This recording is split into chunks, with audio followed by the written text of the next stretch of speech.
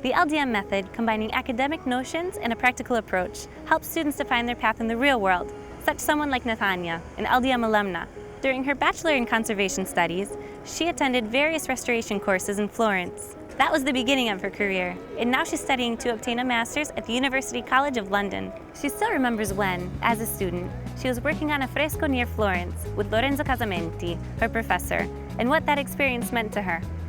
We went out into the countryside and we were working on a fresco, and it was the last day I was going to be doing that in Italy. I was leaving, I think, like a couple weeks later. We were out in the countryside. I was like working very quietly at night on this fresco, and on the drive back, I heard Lorenzo say like, "Oh, and Tanya's really learned how to be a restorer," and that felt like a massive compliment coming from someone with so much experience who's seen so many students.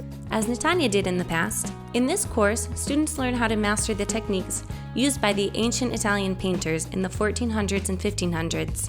This enables them to better understand how to restore paintings and frescoes. We're painting in the tempera technique, so it's using egg to bind the pigments. I think it's important to understand how artists used to, the techniques that they would use to create the paintings, so you better understand the layers that make up a painting and the chemistry of the materials that they use, so we understand better how to take care of them.